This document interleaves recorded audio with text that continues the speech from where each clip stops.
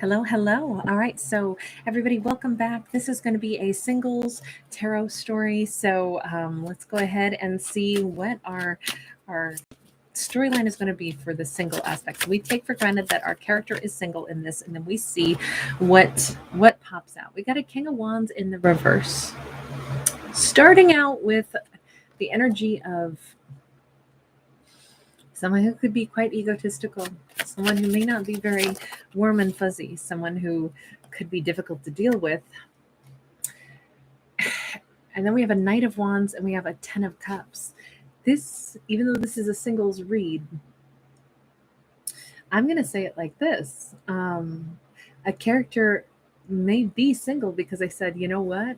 I had a long time relationship at one point with a king or a queen, and they were very egotistical. And it turned out someone that maybe I had minimal contact with, I could have seen greater happiness with than this person that was supposed to have been a king.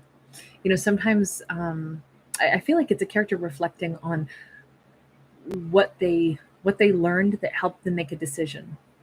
They could have barely met or had a conversation with someone that treated them with more respect or more kindness, and they were like, that's the kind of person I would want to have a 10 of cups with.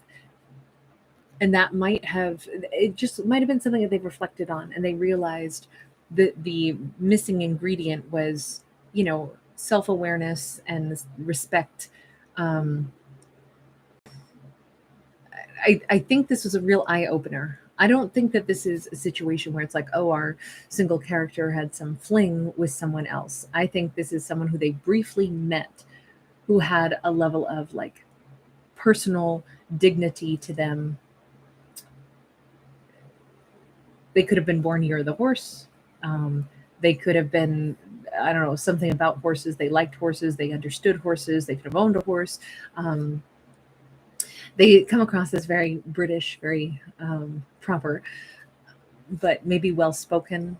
And even if it was a brief encounter, this could have been a business related encounter, could have been someone from a different culture than whatever culture our lead character comes from, or just a different region or something, from where they come from.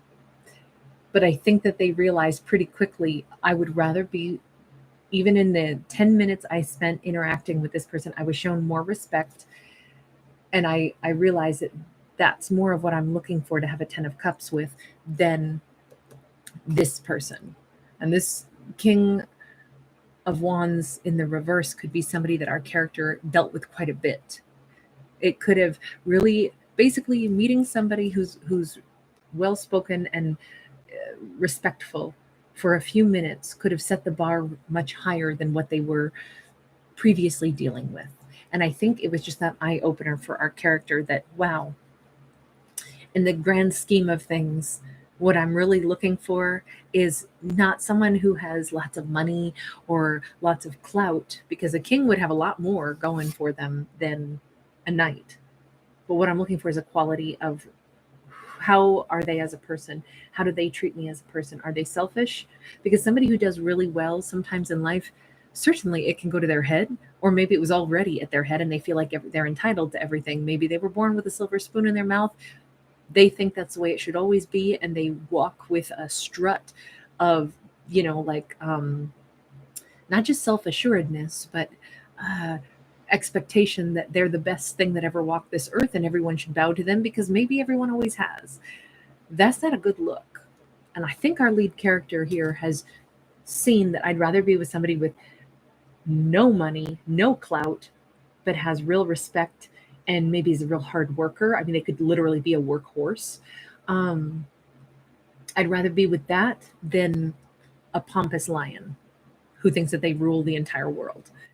I think our character is, they could care less about money. I think what they realize happiness looks like is someone who's going to be present, someone who's going to be a part of their world, someone who's going to be loving, someone who's going to be um, warm. Interesting. Oftentimes this is kind of a nice flip, only because oftentimes knights, especially the Knight of Wands, has such a bad rap for being somebody that doesn't stick around, somebody that's not trustworthy, someone that's is a player. But in this case, they were a little tiny snapshot of what our single character realized would be a better match for themselves. Again, I don't think they knew very much about this person. I don't think they got a lot of time with this person, but they were enough to say, wow, they just set the bar higher. They opened my eyes to the kind of person I'd rather be with.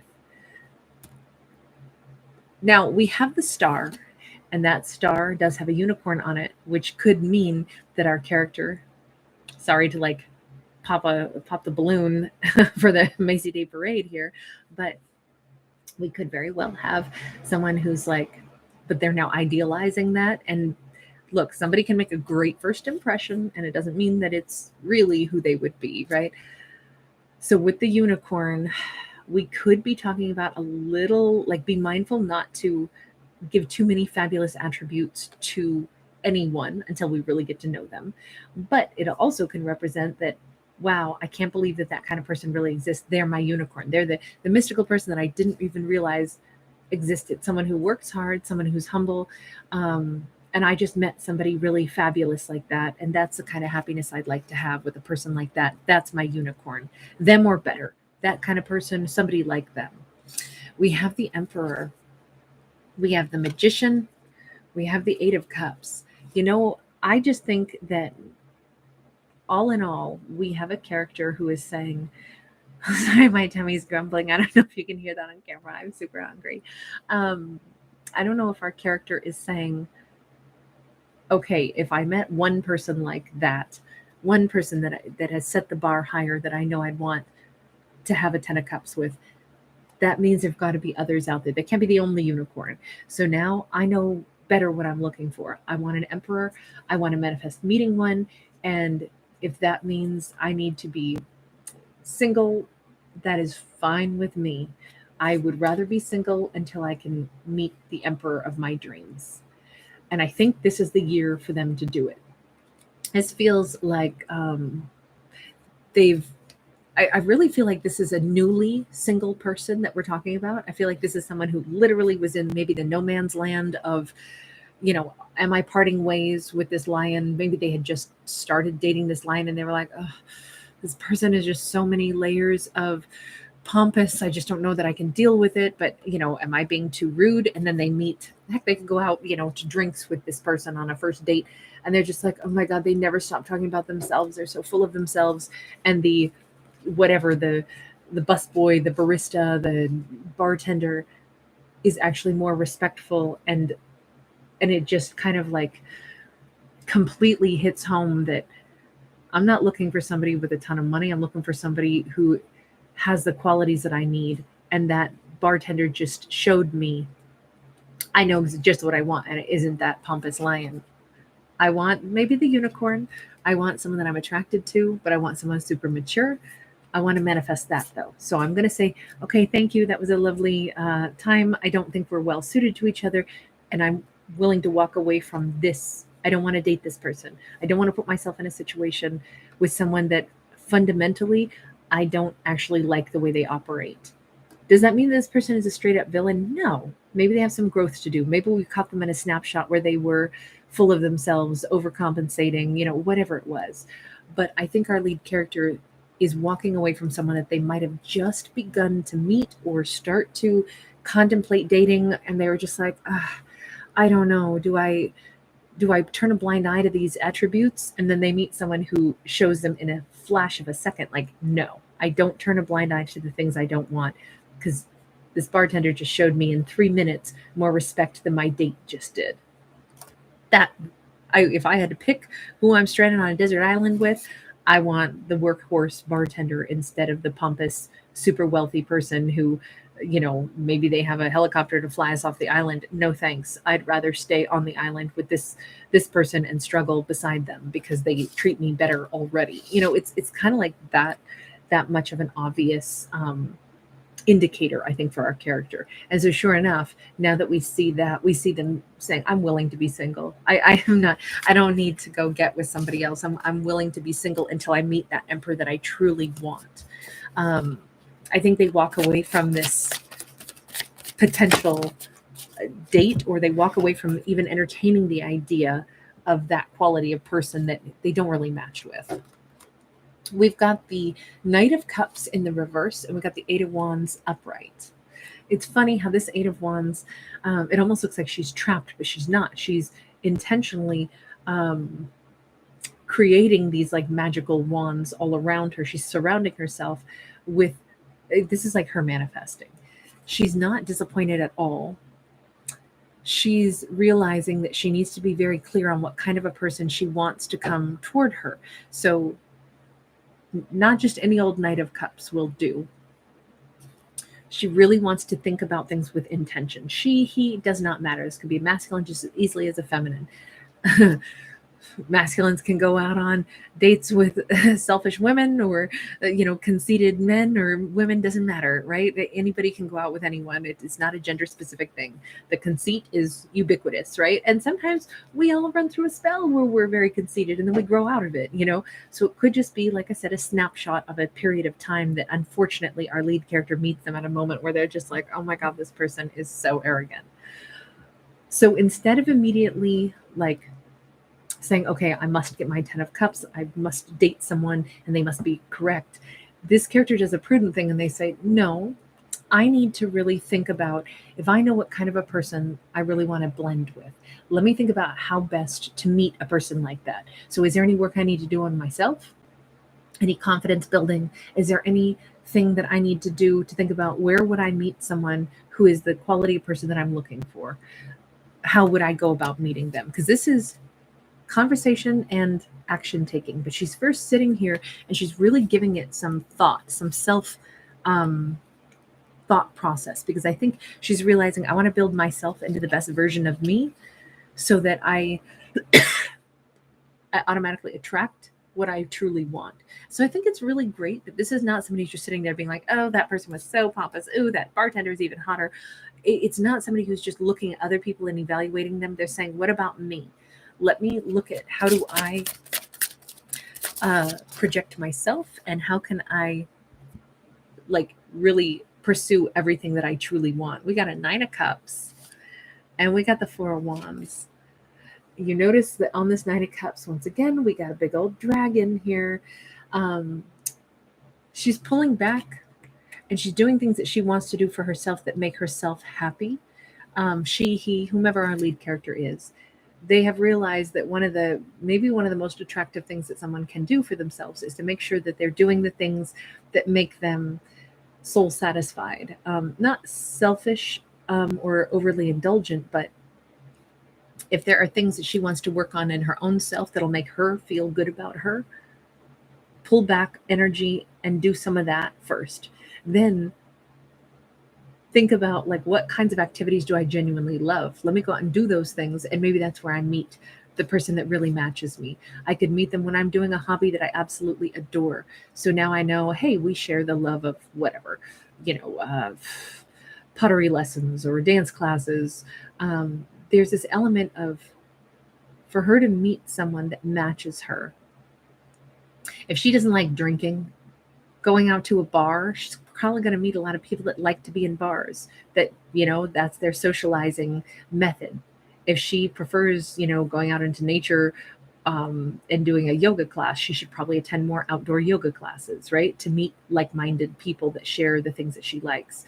Because otherwise, if she's looking in the wrong places for what she even enjoys doing to meet someone, hoping that they'll be that 10 of Cups, she could set herself up for a big disaster. I hate drinking. I don't even like alcohol. I'm allergic to it, but I'm going to bars every night hoping to, interact because it's where people socialize. Yeah, but that might be where a lot of people who like to drink socialize. So immediately she's going to be kind of like disingenuous if she goes in, well, I wanted to meet somebody, so I came here, but you always want to go to the bar. And they're like, yeah, that's what I do. Like, that's why everybody here knows me, because these are my friends. This is what we do. This is how we like to socialize. Well, I'm not happy with that. I don't want you to keep doing that. I want you to come with me and do yoga out in the park. They're going to be like, yeah, no, I didn't sign up for that. So I think this is just a nice, she's really contemplating, how do I meet the right kind of person? Now, obviously, that's not a strict rule. Like, if she's going to bars and she really doesn't like bars at all, but she still goes there, that doesn't mean she has to vilify it, right? We can we all have different things that we do sometimes where it's like, oh, this isn't my thing that I do, but twice a year. But we could still meet someone else who's like, oh, I just happen to be here. I really don't come to bars often. I'm here like twice a year. It could happen, but the likelihood is probably a lot more slim. So her likelihood of meeting someone that's a real Four of Wands match is going to be a lot higher. She's doing the stuff she actually likes in her life. If she lives a life that's authentic for her, dresses in the way that's authentic for her, does what she really intends to project, is unapologetically her own self, that's how she'll meet the person that's the real match for her, because they'll know that they're meeting the real her right at the gate, and vice versa, hopefully. Two of Cups. This is a character who is headed for a beautiful match. I feel like her match is going to be someone who's really, on one hand, they could be a beautiful compliment to her, but there could be a distinct difference. They could be like way taller than her, or vice versa. They could be somebody that's like, they share so much of the same soul energy, and yet they could come from totally different walks of life. Finding someone that is like minded does not mean that they look like us or that they come from a land that we come from. People are people all around the world. Personality types exist in every strata, in every nationality. We can find our perfect bond in someone who could come from a totally different world. They could be super family oriented, but they've moved to her country and none of their family is around them. But she's really, connected to her family. And it turns out they would love to be a part of a big family, even though technically they could be so alone, so isolated. But in their heart, they are a family oriented person. So they're going to match really well in that respect. It's things like that, like meeting the right person. The right person could look very different than what she would expect them to be, but then it actually clicks because they're looking for what their souls both are needing and hungry for. So I think this really was a story of a character who was entertaining the idea of someone who was completely mismatched for them. Thankfully, was able to like catch themselves, have this little reality check, got back on track for what they really want, then thought about themselves and how do I find what I really want? And then they did so with ease. And I think that's the storyline in a summary. It's how do we attract the one that we really want by being the person that we really are. Um, we've got Three of Swords. So definitely, this is a character who's wanted their heart to be held gently. They've wanted their heart to be put back together. They want someone who's loving. And I think being with someone who's arrogant can be a heartbreak. And I think that's why they needed to avoid any more arrogant people. And I think they had a habit of attracting the same old for a little while until they go through this thought process, this kind of realization. So that's what we've done. We've followed this character on their realization of, oh, wait a minute. I kept attracting the wrong kind because I was actually still heartbroken. I didn't realize that I was still calling in the same thing again and again. I don't even want that same thing. I want somebody way different. I want an emperor. I want a Two of Cups. So we have a character who's figured out the magic method for calling in what they really want and who they really want. Good for them. All right, I'm going to leave that there. Thanks so much for hanging out with me. Take care. Bye.